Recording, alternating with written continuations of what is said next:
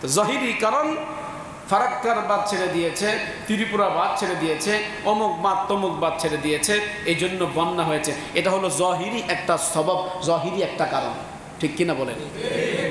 সন্দেহ আছে? সন্দেহ নেই। না ছাড়লে কি হতো? হতো না। জহিরি কারণ। বাতিনি আর একটা কারণ।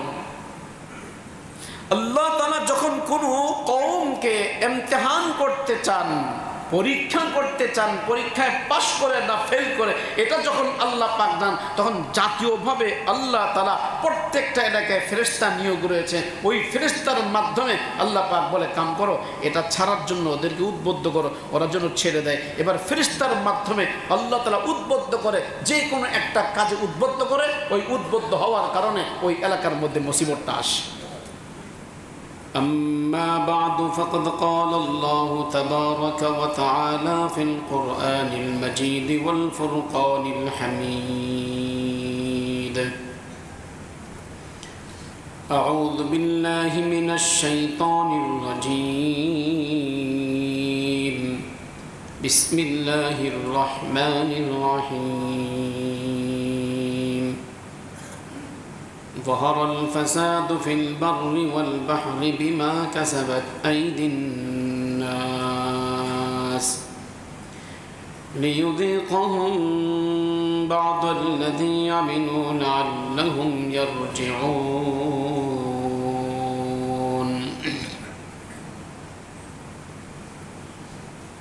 صدق الله مولانا العظيم. وجاء في حديث قال رسول الله صلى الله عليه وسلم من نفس عن المؤمنين كربة من كرب الدنيا نفس الله عنه كربة من كرب يوم الآخرة أو كما قال رسول الله صلى الله عليه وسلم. وفي رواية أخرى قال رسول الله صلى الله عليه وسلم من يرد الله به خيرا يصب منه أو كما قال رسول الله صلى الله عليه وسلم. وجاء في الحديث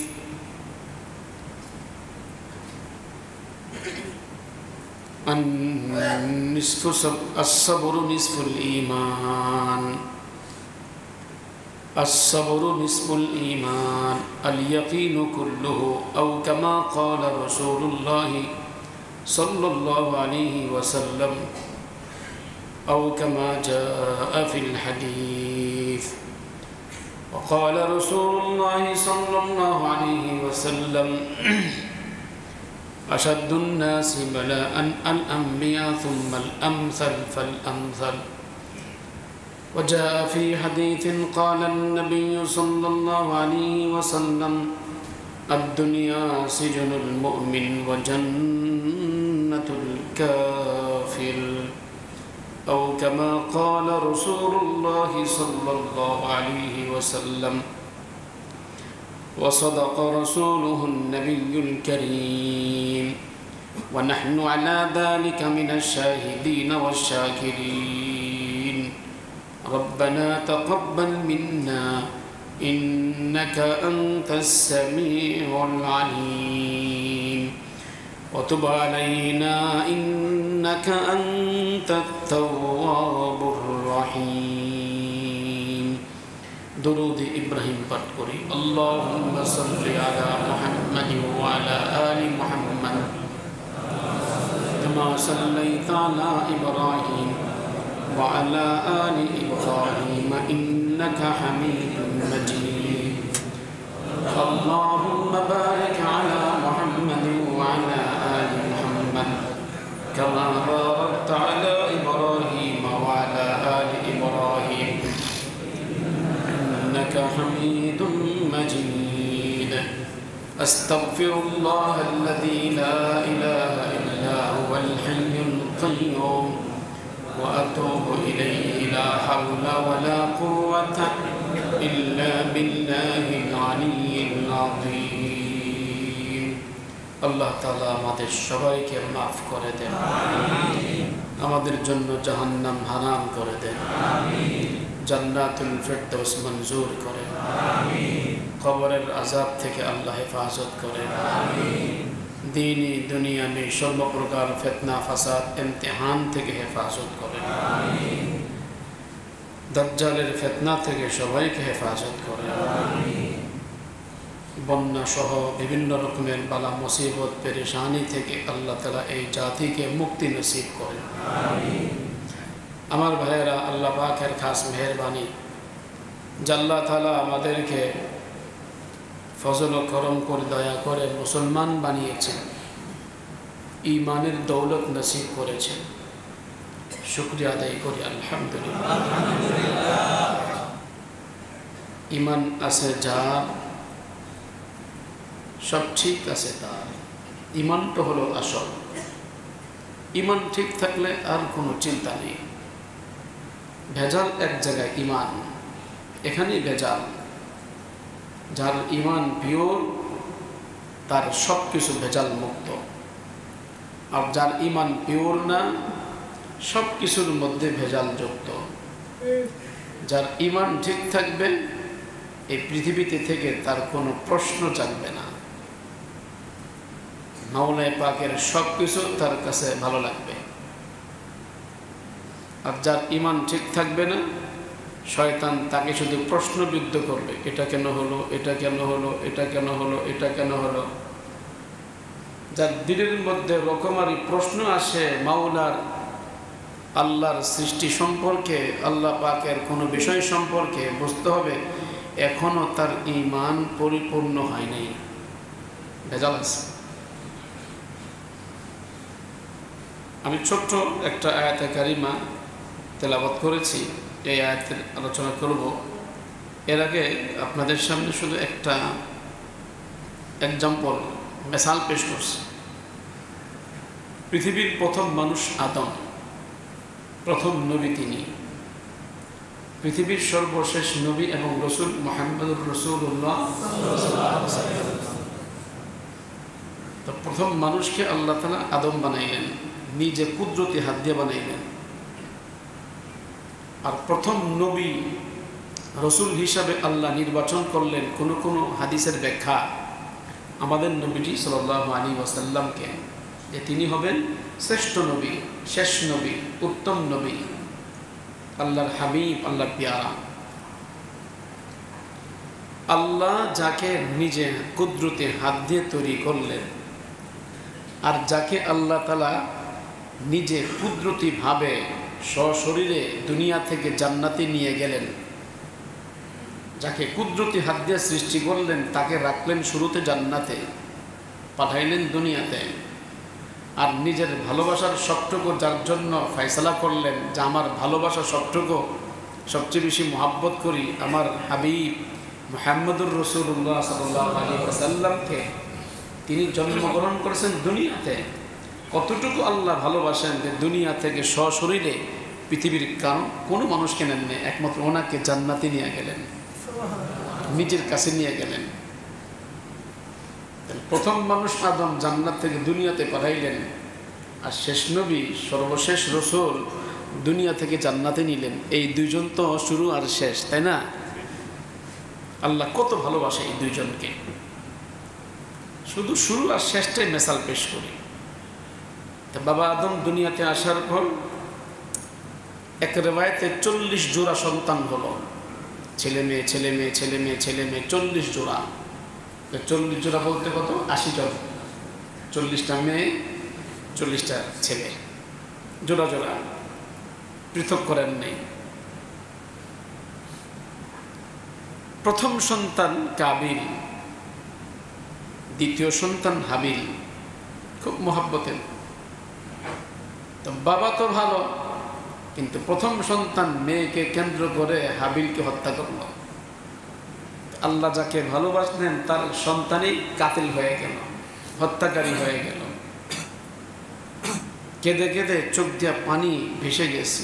অনেকে অনেক রকম রেবায়েত করে, কাঁদতে কাঁদতে আপনার দুই পাশে নালা হয়ে গেছে, ওই চোখের পানি পড়েছে শ্রীলঙ্কায়, ইন্ডিয়াতে। এই জন্য শ্রীলঙ্কা, ইন্ডিয়াতে আল্লাহ তাআলা সুগন্ধি সবচেয়ে বেশি পয়দা করছেন বাবা আদমের চোখের পানির কারণে। এলাচি, দারচিনি এগুলো আমাদের ভারতবর্ষে হয় এবং ঔদ ভারতবর্ষে হয়। কারণ জান্নাত থেকে সরাসরি যেই মানুষটা পৃথিবীতে আসলেন, তিনি পৃথিবীর অন্য কোনো জায়গায় আসেন নাই, ভারতে আসছেন। এই জন্য জান্নাতি মেশকাম্বর, জান্নাতি সুঘ্রাণ চোখের পানির বদৌলতে আল্লাহ তাআলা মেশকাম্বর এবং ঔদ এই হিন্দুস্তানি আল্লাহ তাআলা সৃষ্টি করলেন। সুবহানাল্লাহ। তো ওনার সন্তানের এই অবস্থায় আর উনি কেঁদে কেঁদে চোখ ভাসিয়ে দিলেন। আল্লাহ যাকে ভালোবাসেন চায় যে একটু মুসিবত দিয়ে আর কাঁদুক, এটা আল্লাহ চায়। মুসিবত দিয়ে চোখের পানি চায়, কিছু না। আল্লাহ তাআলা দুনিয়াতে তো বাবা আদমকে শান্তিতে রাখতে পারতেন, ওনার সন্তান কেন হত্যা করলো? আর তিনি কেন কাঁদতে শুরু করলেন? এক কাদা শেষ না হতে দ্বিতীয় কাদা শুরু হয়েছে। জান্নাতের নিষিদ্ধ গাছের ফল খাইলেন, কেঁদে কেঁদে বহু বছর পার করে দিলেন। এরপর আল্লাহ পাক কাবায় নিলেন, খানায় কাবা নির্মাণ করলেন, তওয়াফ করলেন, জাবালের রহমতে গেলেন, স্বামী স্ত্রী বাবা আদম মা হাওয়া দুইজন পরিচয় হলো। এরপরে আপনার খানায় কাবা তওয়াফ করলেন, আল্লাহ মাফির ঘোষণা করলেন, যান মাফ করে দিলাম। এরপরে আসুন আবার একদিকে মাফ, চোখের পানি শেষ, যাক আলহামদুলিল্লাহ মাফ করছে। সাথে সাথে ছেলে আবার আরেক ছেলেকে হত্যা করছে, তা আবার চোখের পানি। তার মানে একজন মুমিন চোখের পানি শুকাতে পারবে না। আল্লাহ এটা পছন্দ করে না যে দোয়া করছো, কবুল করলাম, পেরেশানি দূর করে দিলাম, চোখের পানি শেষ না, আমি আরেকটা পেরেশানি দিব, আরেকটা পেরেশানি দিব। চোখের পানি ছাড়া তুমি থাকবা, আমি আল্লাহ এটা সহ্য করতে পারি না। এটা আল্লাহর নিজামই নেই। খাঁটি মুমিন মানে একের পর এক পেরেশানি দিতে থাকবো। তসবির দানা যেমন আসতে থাকে, পেরেশানি আসতে থাকবে। খাঁটি মুমিনের পরিচয় হলো সে হাই হতাশ করবে না, এটাকে নেয়ামত মনে করবে, এটাকে রহমত মনে করবে, জান্নাতে উঁচু মাকাম পাওয়ার একটা সবক মনে করবে। সে একের পর এক ধৈর্য ধারণ করতে থাকবে, মৃত্যুর সময় বিশাল বড় উপঢৌকন নিয়ে জান্নাতে যাবে। এটা মুমিন।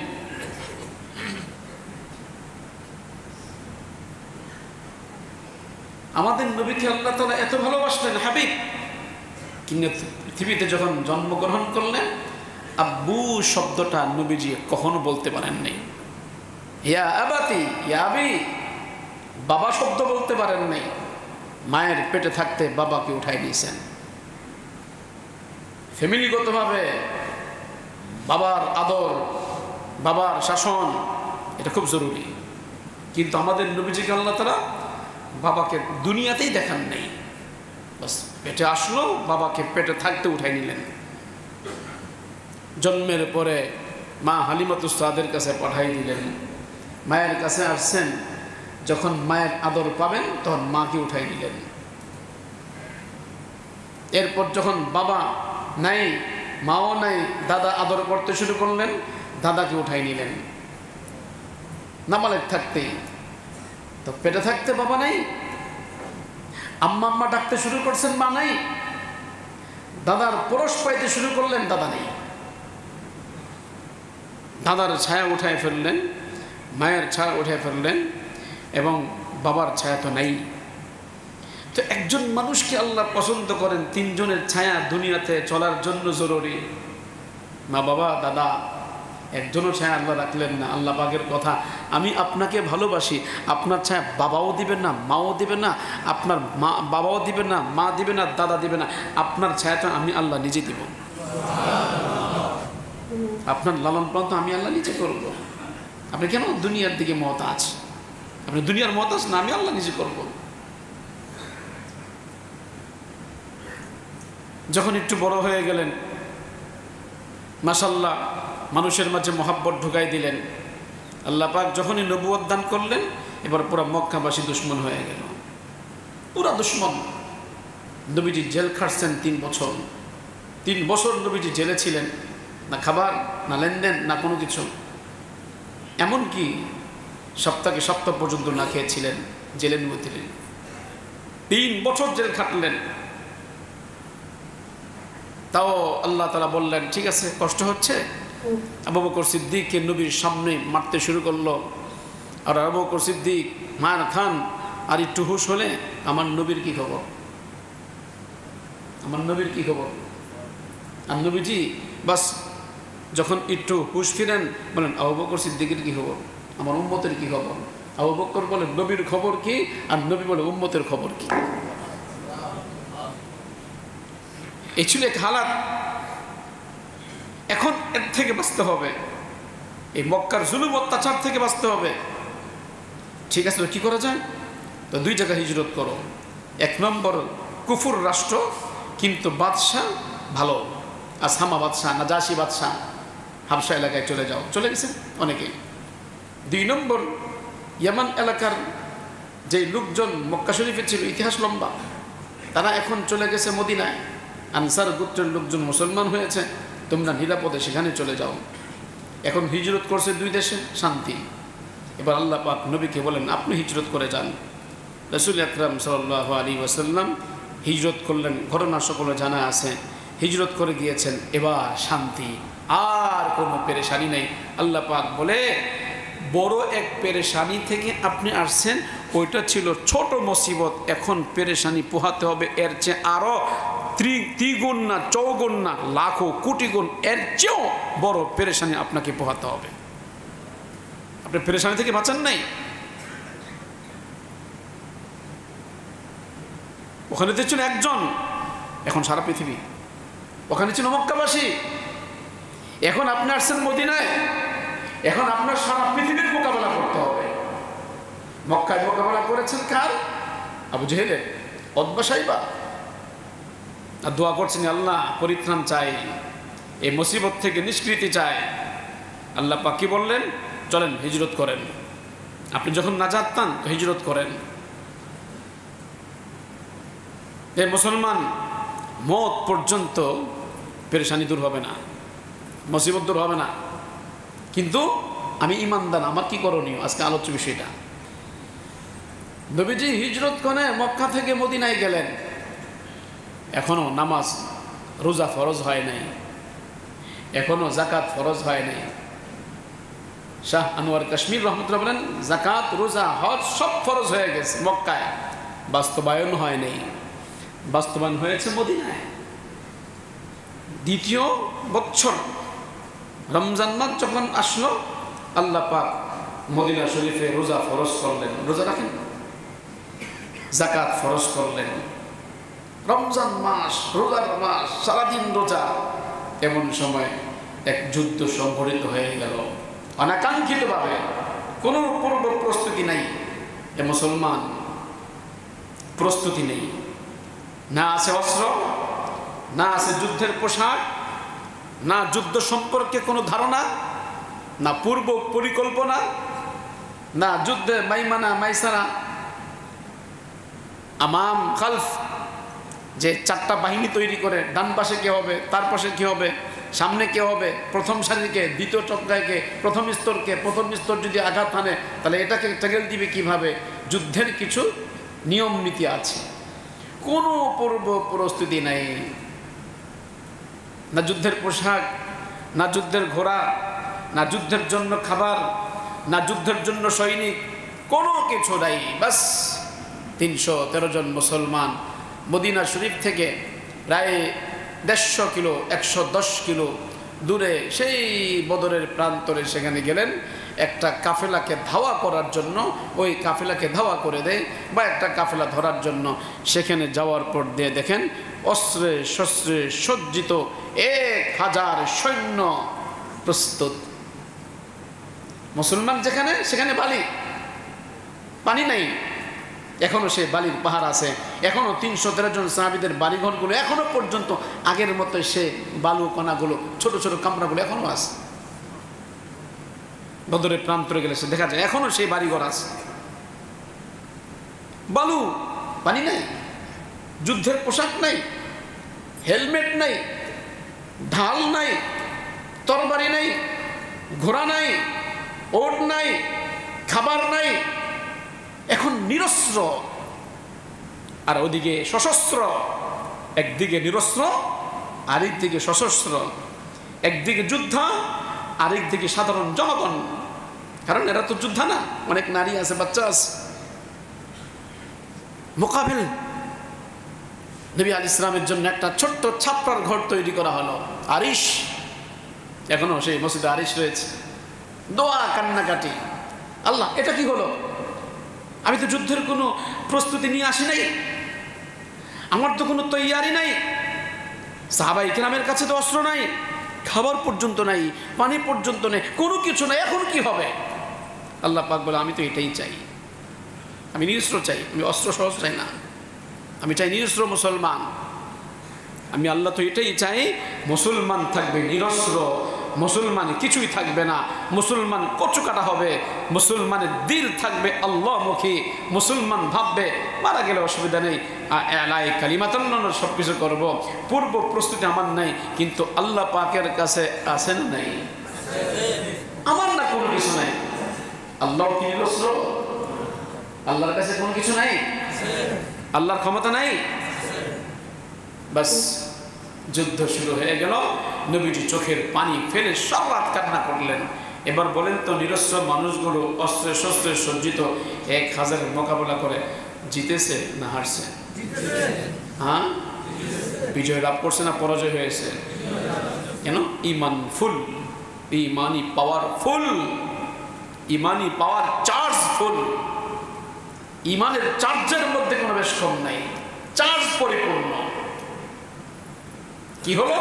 নিরস্ত্র মানুষগুলাকে আল্লাহ তাআলা সাহায্য করার জন্য বললেন, এবার তোমরা নিরস্ত্র, আমি আল্লাহ অস্ত্রের ব্যবস্থা করছি, তোমাদের যুদ্ধ নাই, আমি আল্লাহ যুদ্ধের ব্যবস্থা করছি। অস্ত্রের ব্যবস্থা করলেন কিভাবে? স্বয়ং আল্লাহ বললেন, ঠিক আছে, জিব্রাইলকে আমি আল্লাহ যুদ্ধের ট্রেনিং দিয়ে এরপরে পাঠাবো। এই যুদ্ধের সেনাপতি মুসলমানদের মধ্যে মুহাম্মদুর রাসূলুল্লাহ, আর আমি আল্লাহ রব্বুল আলামিন মুসলমানদেরকে সাহায্য করার জন্য যুদ্ধের ফেরেশতাদের সেনাপতির দায়িত্ব দিলাম জিব্রাইলকে, এবং আল্লাহ নিজে যুদ্ধের ট্রেনিং দিলেন। জিব্রাইল, মারবা কোন জায়গায়? সব জায়গায় মারা দরকার নেই, বাস তুমি মারবা তো এই ঘাড়ের মধ্যে মারবে, একটা আঘাত যথেষ্ট, নাকের মধ্যে, ঘাড়ের মধ্যে এতটুকু বাড়ি দিলে যথেষ্ট, তার অবস্থা খারাপ হয়ে যায়। বেশি জোরে মারা দরকার নেই, মাথায় মারা দরকার নেই, ঘাড়ে মারবা আর এই জায়গায় মারবা। আমি আল্লাহ ট্রেনিং দিয়ে জিব্রাইলকে, হযরতে মিকাইলকে আল্লাহ পাক পাঠাই দিলেন, আর বললেন, নবী চিন্তার কোনো কারণ নেই, আপনার ডানে থাকবে একজন, বামে থাকবে একজন, ফেরেশতা পাঠাই দিলাম 1000 না 3000 ফেরেশতা, আরও যদি দরকার প্রয়োজন হয় আমি আরও 2000, টোটাল 5000 ফেরেশতা পাঠাই দিব। তো নিরস্ত্র মানুষগুলাকে সাহায্য করলেন কে? আল্লাহ। ঈমান, इसका नाम है ईमान। মাশাআল্লাহ, যুদ্ধ বিজয়, 70 জন কাফের মারা গেল, 70 জন কাফের বিজয় হলো, গ্রেফতার করলেন নবী আলাইহিস সালাম, যুদ্ধে বিজয়। যুদ্ধ কি শেষ? হ্যাঁ, কথা বলেন, শেষ না। মদিনায় চলে আসলেন, বছর ঘুরতে না ঘুরতে আবার যুদ্ধের দামামা ওহদ। যে সকল সাহাবায়ে কেরাম বদরে যেতে পারে নাই, তাদের কথা আমরা যেতে পারলাম না, আমরা মদিনায় থেকে না, বদর দূরে ছিল, আমরা মদিনায় থেকে কাপুরুষের মধ্যে যুদ্ধ করব না, যুদ্ধ করব তো করব তো মদিনা থেকে বের হয়ে করব, শাহাদাত বরণ করব। বাস আল্লাহ পাক সেটাই কবুল করলেন। উহুদের প্রান্তরে গেলেন, অস্ত্রে শস্ত্রে সজ্জিত। আল্লাহ পাক বলে, গত বছর অস্ত্র ছাড়া আমি 70 জন কাফেরকে হত্যা করেছি, এবার তোমরা অস্ত্রে শস্ত্রে সজ্জিত, আর তোমাদের গর্মাগর্মি ভাব আর ক্ষমতা, তোমাদের সব কিছু আছে, কিন্তু আমি আল্লাহ যুদ্ধের কায়ে পাল্টাই দিব। গত বছর যা ছিল তার উল্টা করে দিব, টোটাল উল্টা। একই সংখ্যা হাদিসের মধ্যে পাওয়া যায়। দ্বিতীয় বছর পূর্ণ প্রস্তুত, বললাম ঢাক ঢোলক প্রস্তুতি নিয়েছেন, দানে অমুক অমুক যুদ্ধের সব প্ল্যান প্রোগ্রাম করে প্রস্তুতি গ্রহণ করে রওনা হয়ে গেলেন। মনে মনে ভাবতেছেন, গত বছর তো প্রস্তুতি ছাড়াই কাফেরদেরকে শেষ করেছি, এবার তো প্রস্তুত। গত বছর ছিলাম মাত্র 300, আর এবার তো আমরা 1000। গত বছর কাফেরের সংখ্যা 1000, এবছর মুসলমানের সংখ্যা 1000। গত বছর অস্ত্র নাই, এবছর অস্ত্র আছে মুসলমান। রওনা হয়ে গেলেন মদিনা শরীফ থেকে। বাস ওহদের পাহাড়ের দিকে যখন যেতে শুরু করলেন, মোটামুটি 3 কিলোমিটার যাওয়ার পর এই 1000 থেকে প্রথম ফাটল সৃষ্টি হয়ে গেল। যারা মুনাফেক, 300 মুনাফেক, উবাই ইবনে সালুল 300 মুনাফেক নিয়ে কেটে পড়লো, বলল আমরা এই যুদ্ধের মধ্যে নেই। অস্ত্রে শস্ত্রে সজ্জিত, সংখ্যার দিক দিয়ে মুসলমান খুশি, 300 নেই। এখন আছে কত? কত আছে? 300 নেই, 700। বাস লড়াই, যুদ্ধে মুসলমান বিজয়। কেন? অস্ত্রে শস্ত্রে সজ্জিত, জাহিরি আসবাব, যুদ্ধে মুসলমান বিজয়। নবীজি বলেছেন বিজয়ী হই আর না হই, আমি না আসা পর্যন্ত এই জাবালে রুমাতের মধ্যে 50 জন তোমরা কেউ লড়বে না। কিন্তু মুসলমান যখন দেখলো যুদ্ধ শেষ, বাস অস্ত্রে শস্ত্রে সজ্জিত মুসলমান নারায়ে তাকবীর আল্লাহু আকবার ধ্বনিতে যখন সম্মুখ মানে লড়াই করতে শুরু করলো, কাফের তো ভাগতে শুরু করলো, লেজুর ঘুটে ভাগতে শুরু করলো। মুসলমান 50 জন যারা এখানে ছিল তারা দেখলো যুদ্ধ বিজয়, এরা নবীর কথা মানতে ভুলে গিয়েছেন। বাস এর মধ্যে 7 জন 8 জন তারা ছিলেন না, নবীজি বলছে আমরা যাব না। আর বাকি সবাই এত গনিমতের মাল, আমরা কেন বসে থাকবো? সবাই পাহাড় থেকে নেমে গেল। আল্লাহ পাক বলে এখানেই তো সমস্যা, সমস্যা এখানে। কেন আমিরকে বাংলা না? কেন রসুলের কথা বাংলা না? আর গনিমতের মাল, যুদ্ধের উদ্দেশ্য গনিমতের মাল, যুদ্ধের উদ্দেশ্য গনিমতের মাল তো নয়। খালেদ সাইফুল্লাহ রাদিয়াল্লাহু তাআলা আনহুকে 200 সৈন্যবাহিনী নিয়ে ওই পাশ দিয়ে আক্রমণ করে অতর্কিত হামলা। এদিকে মাঝখানে মুসলমান, ওদিকে কাফের, এদিকে খালেদ সাইফুল্লাহ, মাঝখানে মুসলমান। গত বছর 70 জন কাফের ধরাশয়ী, এবছর 70 জন মুসলমান শহীদ। তিলকা গত বছর নিরস্ত্র মুসলমান বিজয়, এবছর অস্ত্রে শস্ত্রে সজ্জিত মুসলমান 70 জন শহীদ হয়ে গেলেন। এর মধ্যে নবীর চাচা হযরত আমির হামজা রাদিয়াল্লাহু তাআলা আনহু তিনিও ছিলেন। আচ্ছা, যাই হোক, পরবর্তী ঘটনা, দ্বিতীয়বার আবার আবু সুফিয়ান আসতে চাইলেন। নবীজি এবার বললেন আমরা আবার যুদ্ধ করব। দ্বিতীয় বছর শেষ হয়ে গেল।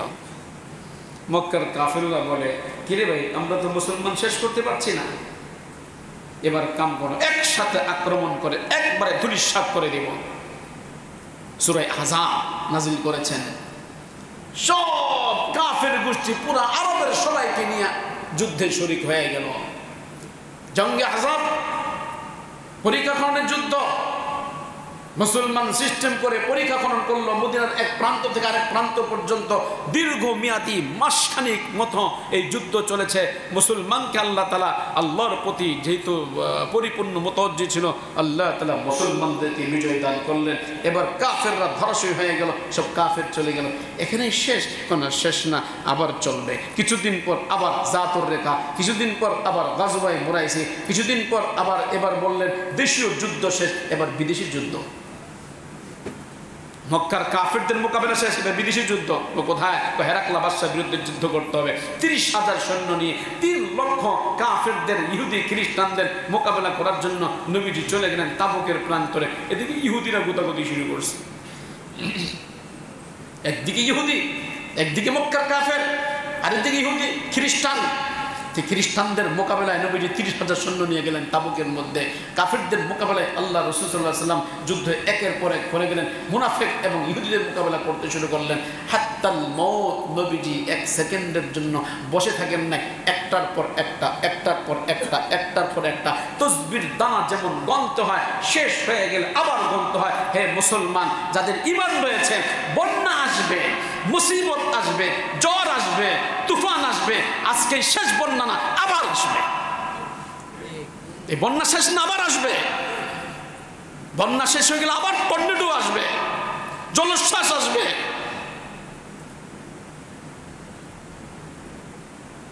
আজকে ত্রাণ দিলাম, আর দেওয়া লাগবে না, মওত পর্যন্ত ত্রাণ দিতে হবে, মওত পর্যন্ত সহযোগিতা করতে হবে মুসলমান। যার মনে বন্যা হবে না। মিয়ানমারের মুসলমান কি অবস্থা দেখেন, ফিলিস্তিনের মুসলমান কি অবস্থা দেখেন। যদি সারা বিশ্ব যদি মুসলমান বিজয় লাভ করে, এরপরও পেরেশানি অভাব থাকবে না। ঠিক কিনা বলেন? আমার নবীকে আল্লাহ তাআলা মওত পর্যন্ত দুনিয়ার আরাম দান করেন না। আমি আপনাকে কিসের চিন্তা করেন? তাহলে অভিযোগ আল্লাহ আমাদের সাথে নাই, তো আল্লাহ আমার নবীর সাথে ছিল না? নূহ নবীর সাথে আল্লাহ ছিল না? ইব্রাহিম নবীর সাথে আল্লাহ ছিল না? ঈসা নবীর সাথে আল্লাহ ছিল না? মুসা নবীর সাথে আল্লাহ ছিল না? একের পর এক মুসিবত। গতকালকে সেই কমলনগর মাশাআল্লাহ 2 দিন সফর করে আজকে আসলাম, এই ফজরের পরে আসলাম 2 দিন সফর করে। সেখানে যা আল্লাহু আকবার, কত মেহনত, কত মুজাহাদা একজন আলেম দ্বীন। নিজের জন্য কোনো টাকা নাই, যা আসে এক যাররা রিলিফের মাল নিজের জন্য সম্পূর্ণ জনগণের জন্য ব্যয় করে। এরপরও জনগণ কি বলে? হুজুর আমগরে কিচ্ছু দেয় না। অথচ এখন চেয়ারম্যান না, সরকারি কোনো উদ্যোগ নাই, কিন্তু প্রতিদিন 1-2 হাজার 3 হাজার মানুষের খাবার চলছে, দৈনিক খাবার খাওয়াচ্ছে, আল্লাহ ব্যবস্থা করছে। এরপর নাফরমান, শুকরিয়া নাই, শুকরিয়া নাই। নিজের পকেটের টাকা দিয়ে মানুষকে দিচ্ছে, এরপরও কয় হুজুর দেয় না, হুজুর দেয় না। আল্লাহ, তো মুসিবত কি একদিন এসে শেষ হবে না আসতে থাকবে? সবাই বলেন, একদিন শেষ না আসতে থাকবে? আর আমাদের ঈমান একদিন শেষ না সবসময় থাকবে? হ্যাঁ,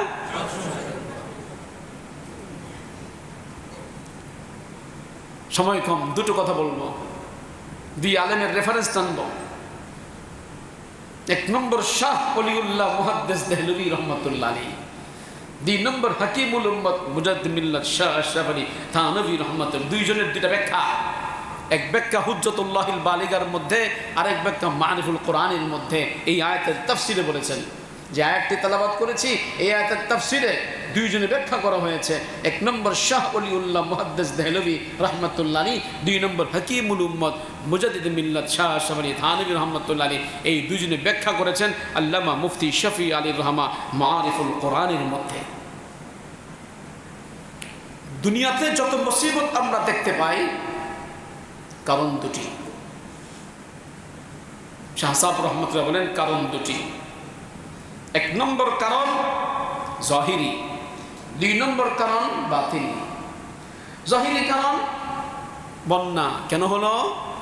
ভারত বাঁধ ছেড়ে দিয়েছে, বাঁধ ছেড়ে দেওয়ার কারণে বন্যা হয়েছে, এটা জাহিরি কারণ। কারণ অতিমাত্রায় বৃষ্টি, লাগাতার বিরামহীন বারিধারা বৃষ্টি পড়ার কারণে পানি বন্দী হয়ে গিয়েছে। জাহিরি কারণ আমাদের দেশে যেহেতু সবসময় পানি থাকে না, খরা থাকে, যার ফলে নদীগুলো আপনার ভরাট হয়ে গেছে, পানি আসার কারণে পানিটা যেতে পারে নাই, এলাকায় ঢুকে পড়েছে। এই সমস্ত কথাগুলো আমাদের মাঝে এখন খুব আওড়াচ্ছে। কেউ বলে বাঁধের উপর বাঁধ দেওয়া দরকার, কেউ বলে খাল খনন করা দরকার, কেউ বলে এটা করা দরকার, সেটা দরকার। তো জাহিরি কারণ ফারাক্কার বাঁধ ছেড়ে দিয়েছে, ত্রিপুরা বাঁধ ছেড়ে দিয়েছে, অমুক বাঁধ তমুক বাঁধ ছেড়ে দিয়েছে, এই জন্য বন্যা হয়েছে। এটা হলো জাহিরি একটা সবব, জাহিরি একটা কারণ। ঠিক কিনা বলেন? সন্দেহ আছে? সন্দেহ নেই। না ছাড়লে কি হতো? হতো না। জাহিরি কারণ। বাতিনি আর একটা কারণ। আল্লাহ তাআলা যখন কোনো কওমকে ইমতিহান করতে চান, পরীক্ষা করতে চান, পরীক্ষায় পাশ করে না ফেল করে, এটা যখন আল্লাহ পাক দেন, তখন জাতীয়ভাবে আল্লাহ তাআলা প্রত্যেকটা এলাকায় ফেরেশতা নিয়োগ রয়েছে। ওই ফেরেশতার মাধ্যমে আল্লাহ পাক বলে কাম করো, এটা ছাড়ার জন্য ওদেরকে উদ্বুদ্ধ করো, ওরা যেন ছেড়ে দেয়। এবার ফেরেশতার মাধ্যমে আল্লাহ তাআলা উদ্বুদ্ধ করে, যে কোনো একটা কাজে উদ্বুদ্ধ করে, ওই উদ্বুদ্ধ হওয়ার কারণে ওই এলাকার মধ্যে মুসিবতটা আসে। প্রত্যেকটা সেক্টরে আল্লাহ তাআলা মন্ত্রী মিনিস্টার নিয়োগ করেছেন ফেরেশতা। প্রতিটা সেক্টরে ফেরেশতা রয়েছে। পানির ফেরেশতা আলাদা, পাহাড়ের ফেরেশতা আলাদা, শাকসবজির ফেরেশতা আলাদা, খাদ্যমন্ত্রী আলাদা, বাণিজ্য মন্ত্রী আলাদা। প্রতিটি ফেরেশতাকে আল্লাহ তাআলা মন্ত্রিত্ব দায়িত্ব দিয়েছেন। তার মানে আল্লাহ দুনিয়ার মন্ত্রিত্ব না, মানে একটা বিভাগে দায়িত্ব দিয়েছেন। যাকে যে দায়িত্ব দিয়েছেন, যেমন জান কবজ করা ফেরেশতা আজরাইল, ওহী নাজিল করা ফেরেশতা জিবরাইল, সিংহা ফুঁক দিবে ফেরেশতা ইসরাফিল, কে আছে না নেই? দুনিয়াবি ফেরেশতাকে আল্লাহ তাআলা সেক্টরে সেক্টরে ভাগ করে দিয়েছেন। এই বাতিনি সবব হলো আল্লাহ তাআলা ইমতিহান করে, ইমতিহান ছাড়া কোনো জাতি রাখবে না, কোনো জাতি না। وَلَنَبْلُوَنَّكُمْ بِشَيْءٍ مِّنَ الْخَوْفِ وَالْجُوعِ وَنَقْصٍ مِّنَ الْأَمْوَالِ وَالْأَنفُسِ وَالثَّمَرَاتِ وَبَشِّرِ الصَّابِرِينَ الَّذِينَ إِذَا أَصَابَتْهُمْ مُصِيبَةٌ قَالُوا إِنَّا لِلَّهِ وَإِنَّا إِلَيْهِ راجعون أولئك عليهم صلوات من ربهم ورحمة وأولئك هم المهتدون মুসিবত রহমত দলিল কোরআন অতি অবশ্যই নিঃসন্দেহে কোনো সন্দেহ নাই, লামি তাকিদ বা নুনে তাকিদ, অবশ্যই অবশ্যই আমি তোমাদেরকে ইমতিহান করেই ছাড়ব, কোনো সন্দেহ নাই। ভয় দিব, খরা দিব, বৃষ্টি দিব, ঘর ডুবিয়ে দিব, শাকসবজি ডুবিয়ে দিব, দুধ হবে না, তোমার ব্যবসা বাণিজ্য সব লস হয়ে যাবে, ব্যবসায়িক ক্ষতি দিব, ক্ষেত খামারে ক্ষতি দিব। আমি এই ক্ষতিগুলা দিয়ে পরীক্ষা করব তোমার ঈমান ঠিক আছে নাকি ঈমান দুর্বল আছে, ঠিক কিনা? ইবতিলা ইমতিহান, ইবতিলা কামান ইমতিহান।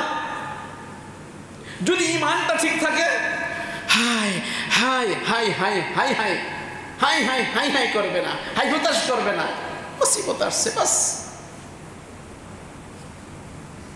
আমি কালকে যখন, আমি তো পুরা মানে সাঁতার কাটি নাই, তার কারণ হলো যদি ঠান্ডা লেগে যায় তো আমার সব ক্ষতি হবে। শুধু সুন্নত হিসাবে আমি হাঁটু পানিতে নেমে এক দুইটা ঘরের মধ্যে ত্রাণ দিয়েছে, বাকিরা নামলাম না কেন, আমার আকল, আমার তো ক্লাস করতে হবে, সবক পড়াইতে হবে। আজকে আমি সাঁতার কেটে দিলাম, ঠান্ডা লেগে গেলে আমার সবক কে পড়াবে, ঘন্টা কি করবে? তা আমি ভাবলাম যে এই মানুষটা ঘরে বসে আছে আর আমি এত কষ্ট করে একটা মাস পরে মাদ্রাসায় বেতন পাইলাম, মসজিদে জুমা পড়াইলাম, আমার কিছু হাদিয়া দিল, এখান থেকে আমার ছেলে, আমার মেয়ে, আমার বিবি, আমি, আমার শিক্ষক শিক্ষিকারা সবাই আলহামদুলিল্লাহ গতকালকে 7 লক্ষ টাকার আমাদের শিক্ষক শিক্ষিকাদের পক্ষ থেকে কেউ 1 মাসের বেতন দিয়ে দিয়েছে, আমার মেয়ে 1 মাসের বেতন দিয়ে দিয়েছে, আমার ফ্যামিলি থেকে প্রায় 50,000 টাকা মতো গেছে। হ্যাঁ, যে ছেলে মেয়েকে বলছে যা যা মন চায়, আমি আজকে আব্বু না করবো না, যার যা মন চায় বল আমি দিব, দাও। শিক্ষিকারা স্বতঃস্ফূর্তভাবে শরীক হয়েছে, শিক্ষকরা শরীক হয়েছে, আন্টি যারা তারা শরীক হয়েছে। আমাদের মাদ্রাসা থেকে 2 লাখ টাকার উপরে 2.5 লক্ষ টাকা ধরছে, বাহির থেকে সব কিছু মিলিয়ে 7 লক্ষ টাকার, প্রায় 6 লক্ষ 7 লক্ষ টাকার ত্রাণ গতকাল দিয়ে আসছে। আজকে আবার নিয়ত করছে আরেকটা, প্রয়োজনে 1 মাসের বেতন দিব। মুসিবত দিয়েছেন কে? হ্যাঁ, আমি ভাবলাম এই মানুষটা ঘরে বসা, এক চকিতে মানুষ, আরেক খাটে গরু ছাগল, একটা ঘরের মধ্যে হ্যাঁ আপনার মাচা বেঁধেছে, মাচা বেঁধেছে। আমার সাথে, আমাদের সাথে যারা এখান থেকে গেছে মোল্লাটাই, তারা সাঁতার কেটে কেটে ত্রাণ দিয়ে আসছে, সাঁতার কেটে কেটে ঘরে যেয়ে তাও 100 বস্তা দিতে পারছি, বাকি 400 বস্তা দেওয়ার সুযোগ হয় না। দেবো কিভাবে, সময় কই, 400 বস্তা রয়ে গেছে, এরা দিবে, চেয়ারম্যান সাহেব, মেম্বার সাহেব তারা দিবে, ওরা ব্যাংক সাহেব যারা পরিমাণ করে না, এরা দিয়ে দিবে। তো একটা ঘরের মধ্যে পানি এত বেশি, এক খাটের মধ্যে গরু ছাগল, আরেক ঘরের মধ্যে একটা খাটের মধ্যে মানুষ, কতদিন আপনারা দেখেন, 1 সপ্তাহ। ওই এলাকার মানুষ 1 মাস ব্যাপী এই পানির মধ্যে বন্দী, 1 মাস। জিজ্ঞেস করলাম ইমাম সাহেবকে, বলে হুজুর আজকে 1 মাস এই পানি, ফেনীতে পানি আসছে 1 সপ্তাহ 2 সপ্তাহ, কিন্তু আমাদের এলাকায় পানি আসছে আজকে 1 মাস। এই 1 মাস পানি বন্দী অবস্থায় এই মানুষটা ঘরের মধ্যে বসা, কিন্তু মোল্লারটেক থেকে, মিরপুর থেকে, মাধবডি থেকে আমাদেরকে আল্লাহ পাঠাইলেন, ওদের রিজিকটা ওদের কাছে পৌঁছাই দাও। মাশাআল্লাহ, ঘরে বসে আছে আর আমরা ওদের রিজিক পৌঁছাই দিলাম। তো রিজিক দেনেওয়ালা কে?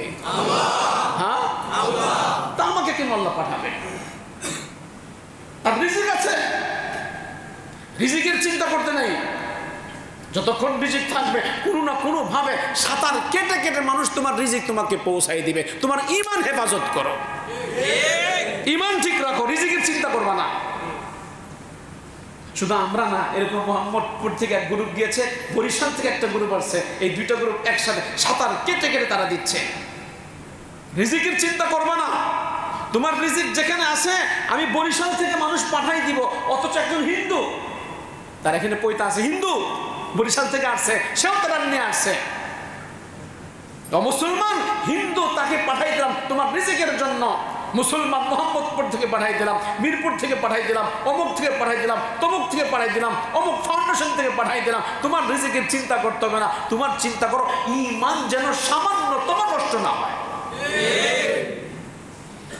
এরপরও কিছু মহিলা ভিড় করতেছে, বদ্ধ হইতেছে, আপনি না বলে দিবেন না আল্লাহ গজব নাজিল করবে। তাই আমি বললাম গজব তো আল্লাহ দিয়েছেই, এমন এমন খারাপ। এত কষ্ট করে আসলাম, দিচ্ছি, আর মহিলা রাগ করতেছে, আগামী বছর হুজুরে ভোট দিতে আসুক, ভালো করে ভোট দিব, আল্লাহ গজব দিব। আমি গজবটা দিয়েছি আল্লাহ। দেখেন এত নিমুখ খারাপ মুসলমান। হ্যাঁ, কেন দিলাম না? বলে আপনি আমাদের দৃষ্টি করা, প্রত্যেকটা ঘর ঘর আমরা দিব। আপনি কোথেকে আসলেন? আপনার বাসায় আপনি যান, আপনার বাসায় পৌঁছে যাবে। না, অতিরিক্ত ফাও, বাসাও পাইলাম, রাস্তাও পাইলাম, রাস্তাটা ফাও, তো ফাও নিতে কেন আসেন? তাহলে মুসিবত আসবে কি আসবে না? হ্যাঁ, কেন মুসিবত আসবে? ধৈর্য ধারণ করে কিনা, ঠিক কিনা? অবশ্যই সাবিরিন, ধৈর্য ধারণকারীদেরকে তুমি সুসংবাদ প্রদান করো। আর শুনে রাখো, বলো আমরা এখন মুসিবতে পড়ছি, ফিরবো কার দিকে? বলেন সবাই। চাপো কার কাছে? ইবাদত ইস্তিগফার করবো কার কাছে? হ্যাঁ, উলাইকা আলাইহিম সালাওয়াতুম মির রাব্বিহিম ওয়া রাহমা।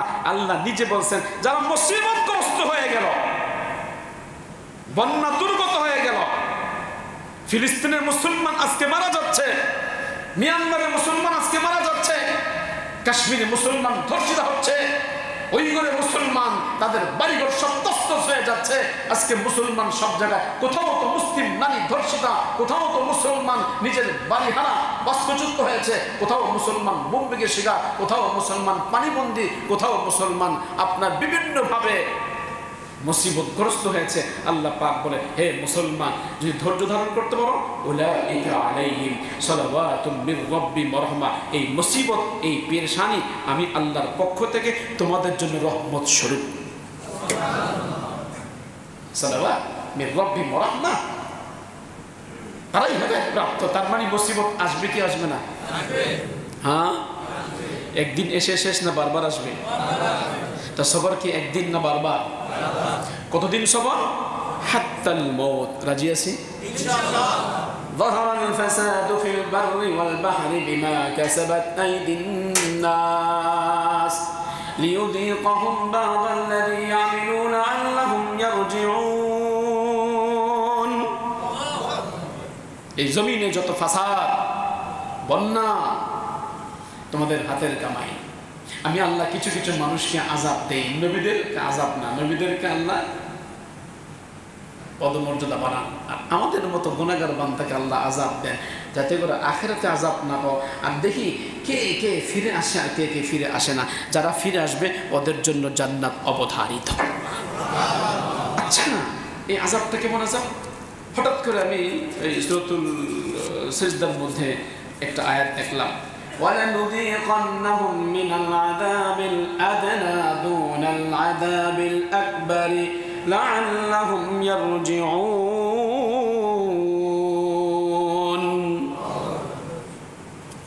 হাকিমুল উম্মত মুজাদ্দিদ মিল্লাত শাহ আলী থানভী রাহমাতুল্লাহ আলাইহি এই আয়াতের তাফসীর করেছেন, যত আযাব আসুক, পেরেশানি আসুক, রক্তপাত হোক, মহামারী হোক, করোনা হোক, আরো যত এমপক্স নতুন এক মহামারী রোগ আপনার দেখা দিয়েছে আফ্রিকা মহাদেশের মধ্যে। এমপক্স হোক অথবা করোনা হোক অথবা ডায়রিয়া হোক অথবা বন্যা হোক অথবা যাই কিছু হোক, আল্লাহ পাক রব্বুল আলামিনের এই আযাব সম্পর্কে হাকিমুল উম্মত বলেন এই সব কিছু মুমিন বান্দার জন্য রহমত আর কাফের অমুসলিমদের জন্য গজব। মুমিন বান্দাদের মধ্যে যাদের দুর্বল ঈমান, ওরা কাফেরদের সঙ্গে মিশ্রণ হয়ে যায়, ওরা জাজা ফাজা করতে থাকে। আর যারা মুমিন বান্দা, মহামারী রোগ হয়েছে, বিভিন্ন রোগ হয়েছে, ওরা যত কিছুই হোক না কেন ওরা হাই হতাশ করে না, আল্লাহর বিরুদ্ধে অভিযোগ করে না, বলে আল্লাহ আপনি তো দিয়েছেন ইমতিহান, আমি যেন পাস করতে পারি সেই তৌফিকটুকু আপনার কাছে ভিক্ষা চাই। ইমতিহানে পাস করার তৌফিক দেন। হাযিহি রাহমাতুম মিনাল্লাহ লিল মুমিনিন ওয়াল মুমিনাত ওয়াল গাযাব মিনাল্লাহ লিল কুফফার ওয়াল মুশরিকিন ওয়াল হুনুদ ওয়াল ইহুদ ওয়ান নাসারা। আহা, কত মানুষ মারা গেছে। হাই আল্লাহ, আপনি কি দেখেন না? এত দোয়া করি আল্লাহ, আপনি কেন আমাদের মুসিবত দূর করেন না? আল্লাহ পাক বলে দোয়া করতে থাক, মুসিবত দিতে থাকবো। একটা মুসিবত শেষ হবে আরেকটা দিব, একটা মুসিবত শেষ হবে আরেকটা দিব। চোখের পানি শুকাইবার আগে আরেকটা মুসিবত দিব, সেই পানি শুকাবার আগে আরেকটা মুসিবত দিব, যাতে করে মুমিন বান্দার চোখের পানি শুকাতে না পারে। আমি আল্লাহ চোখের পানি শুকাতে চাই না। এই জন্য আপনাদেরকে মেসেজ, সর্বশেষ মেসেজ দিচ্ছি, আজকের যে বন্যা এটা শেষ না। একটার পর একটা কিয়ামতের আগে তুসবির দানার মতো নবীজি মেসাল দিয়েছেন, আপনার বৃষ্টির ফোঁটা যেমন একটার পর একটা পড়তে থাকে, কিয়ামতের আগে একটার পর একটা আযাব আসবে। ফিলিস্তিন শেষ হয়ে গেছে, মানচিত্র থেকে ফিলিস্তিনের নাম মুছে দেওয়া হয়েছে। 70-80% ফিলিস্তিন শেষ, বাড়িঘর আর নেই। হিরোশিমায় যে বোম্বিং করে যা ক্ষতি হয়েছে, এরকম এক দুই না বহু গুণ তারা বোম্বিং করে ফেলছে। হিরোশিমা যা ক্ষতি হয়েছে তার চেয়ে অনেক ক্ষতি হয়েছে। মিডিয়া তো আসে না, সামান্য কিছু মিডিয়া আসে, বাকি তো ক্ষতি যাহর হচ্ছে। এখনো দৈনিক তারা মারছে। কেন? ফিলিস্তিনের নাম গন্ধ মুছে দিবে, থাকবে না ফিলিস্তিন। ফিলিস্তিন যখন শেষ হবে, এবার জর্দান তো মুরগির বাচ্চা থাবা মেরে নিয়ে নেবে। আর জর্দান তো আছে হাতের মুঠোর মধ্যে, থাবাতে নিয়ে নেবে। এবার আছে হিজবুল্লাহ, আপনার লেবানন, ওইটাকে শেষ করবে। আশপাশ সবগুলা শেষ করে পুরা রাজ্য কায়েম করবে ইহুদি খ্রিস্টান এই এলাকা। অথচ মুসলমান আছে, কোনো কিছু নেই। হ্যাঁ, ফিলিস্তিন শেষ না, আর কি? ফিলিস্তিন শেষ হচ্ছে, লেবানন শেষ হচ্ছে, আর ইরান একটু পর পর কয়েকদিন পর বলে হে আছি দিব, আরেক মুনাফিক। তো আক্রমণ করে না। হ্যাঁ করবো, হ্যাং করেনগে তেং করেনগে। শেষ হয়ে গেছে, কবে করবা? মুনাফিকের মতো আচরণ করো তোমরা, কবে করবা? ফিলিস্তিন শেষ হয়ে গেল, খালি হুঙ্কার ছাড়ে মুসলমান, মুনাফিকের দল সব। আর আমরা বলি ইরান আছে, হে আছে, তো আমি ইরান তো করবো কি যদি আমার ভাই সব শেষ হয়ে যায়? কথা বলেন না কেন? হ্যাঁ, মুসলমান বুঝে না ইরান পরাশক্তি আছে, তো আমি দুধ খাবো পরাশক্তি দিয়ে। আমি খাবো নাকি? তো পরাশক্তি কাজে লাগাও। পাকিস্তান পরাশক্তির মালিক, এটা খুশি যে আমি পরাশক্তির মালিক, আমি পরাশক্তির মালিক। তুরস্ক পরাশক্তির মালিক, অমুক অস্ত্র কিনছে। এদিকে মুসলমান, তোমরা খুশি থাকো, আমরা শেষ করি। মুসলমানদের মধ্যে নেফাক ঢুকে গিয়েছে, উবাই ইবনে সালুল মতো মুনাফিক হয়ে গিয়েছে মুসলমান। আজকে সারা বিশ্বের মুসলমান যদি এক হয়, কিসের ইসরায়েল, কিসের আমেরিকা, সব তছনছ হয়ে যাবে মুসলমান যদি এক হয়ে যায়। খালি খুশ ইরান, 1 নম্বর মুনাফিকের দল ইরান। এই শিয়া জাতি এদের বিশ্বাস করতে নেই। আজকে না কালকে এমনিকে বলেছে তুই হুঙ্কার দিবি, তুই হুঙ্কার দিবি, আর এদিকে শেষ করবো। তুই হুঙ্কার দিবি, আমরা এদিকে শেষ করবো। এদিকে হুঙ্কার দিয়ে ওদিকে শেষ করে। আহা আহা, শেষ হয়ে গেল, আহা শেষ হয়ে গেল। সিনেমা শুরু করছে মুসলমান, সিনেমা শুরু করছে, অভিনয় শুরু করছে মুসলমান। আর আমরা যারা জনগণ আছি, আমরা খুশি দিছে। এবার দিছে, ইরান দিছে একটা, অমুকে দিছে একটা, কিন্তু আমরা মুসলমান বোকা জাতি কিছুই বুঝতেছি না যে কি হচ্ছে না হচ্ছে। এই জন্য ভাই দোস্ত বুজুর্গ সতর্ক থাকার চেষ্টা করি, আমাদের ঈমানকে মজবুত করার চেষ্টা করি। যত মুসিবত আসুক আমার ঈমান যেন যাররা পরিমাণ ফাটল সৃষ্টি না হয়, আমার ঈমানের মধ্যে যাররা পরিমাণ দুর্বল না হয়। আল্লাহ আরব যদি সমস্ত পানি ছেড়ে দিয়ে পুরা বাংলাদেশ ডুবিয়ে দেয়, আমাদের ঈমানের মধ্যে যাররা পরিমাণ ফাটল সৃষ্টি হবে না। ভারতকে বলবো সব পানি ছেড়ে দাও, আমরা ঈমানদার, তোদের কাছে ভিক্ষা চাবো না, বিশ্বের কাছে ভিক্ষা চাবো না।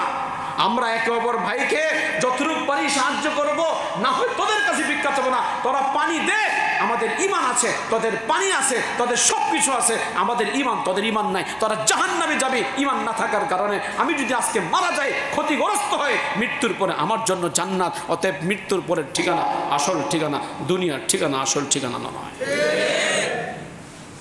হ্যাঁ, তো বিদেশি সাহায্য না আমাদের সাহায্য? হ্যাঁ, যে তেরান দিয়ে আসলাম, 1 সপ্তাহ চলবে, 5 কেজি চাল ডাল, হ্যাঁ 10 কেজির মতো সব কিছু দিয়ে আসছি, 1 সপ্তাহ চলবে। 1 সপ্তাহ পরে ওরা কি করবে? কথা বলেন না কেন?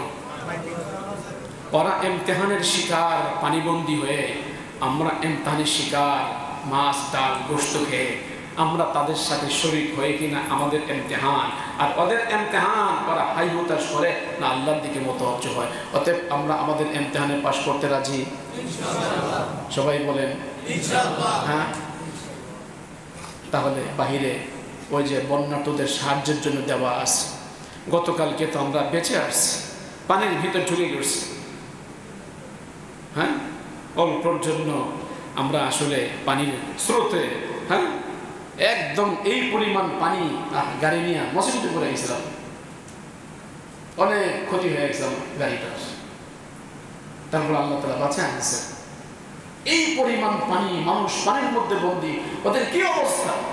আপনি এখন জুমার নামাজ শেষ করে আরামসে গোশত দিয়ে ভাত খাবেন, মাছ দিয়ে ভাত খাবেন। স্ত্রী বলে দিয়েছে আজকে ইলিশ মাছ নিয়ে আসবা, স্ত্রী বলে দিয়েছে আজকে গোড়া মাছ নিয়ে আসবা, মলাই মাছ নিয়ে আসবা। স্ত্রী মজা করে মলাই মাছ দিয়ে মাশাআল্লাহ পাকাইছে। অনেকে বলছেন আজকে বিরিয়ানি খাবো। আপনি যে বিরিয়ানি খেলেন, ওই পানিবন্দী মানুষগুলোর কি অবস্থা? ভাই আজকে আমার বাড়ি সেখানে আমার কি অবস্থা? আপনার বাড়ি যদি সেখানে তো আপনি কি করতেন? আমাদেরকে আল্লাহ তাআলা সুস্থ রাখছে, ভালো রাখছে, ওদের জন্য আমাদের ফিকির করতে হবে।